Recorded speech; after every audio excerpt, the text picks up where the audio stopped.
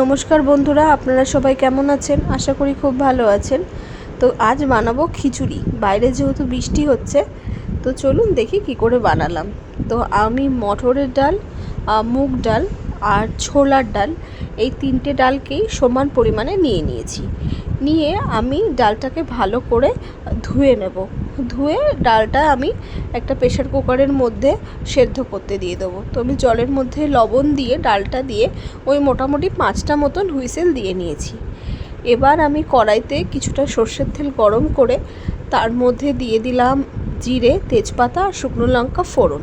আর আমার বাড়িতে কিছু সবজি ছিল, ওই ধরুন যেরকম ফুলকপি, পেঁপে, আলু, কুমড়ো, তো এইগুলো আমি কড়াইয়ের মধ্যে দিয়ে দিলাম। দিয়ে এটাকে ভালো করে আমি ভেজে নেব।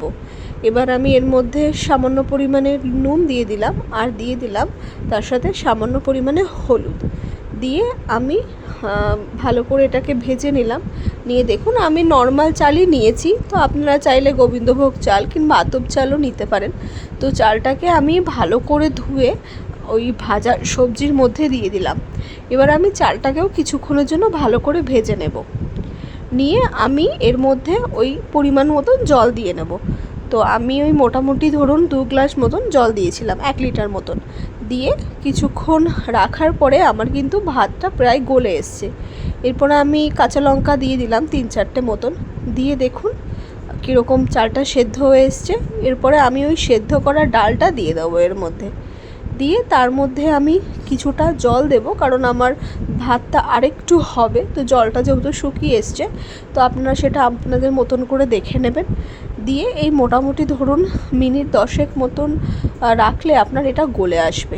এবার আমি একটা আলাদা কড়াইতে তড়কা তৈরি করার জন্য কিছুটা আদা বাটা, টমেটো আর তার সাথে কিছুটা জিরে বাটা দিয়ে দিলাম। আপনারা চাইলে এর মধ্যে একটু লঙ্কাও দিতে পারেন। তো এবার আমার মশলাটা কিন্তু কষানো হয়ে গেছে আর এইদিকে আমার খিচুড়িটাও প্রায় হয়ে এসছে। এবার এর মধ্যে আমি কি করব, ওই যে ভাজা করা মশলাটা এটাকে দিয়ে ভালো করে খিচুড়িটাকে নাড়িয়ে নেব। নিলে মোটামুটি এটার রঙটাও একটু ভালো আসবে এবং গন্ধটাও কিন্তু খুব সুন্দর বেরোবে।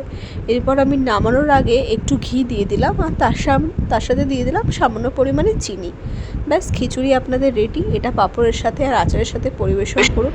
আর ভিডিওটি ভালো লেগে থাকলে চ্যানেলটিকে সাবস্ক্রাইব করে দেবেন, রান্নাটিকে লাইক করে দেবেন।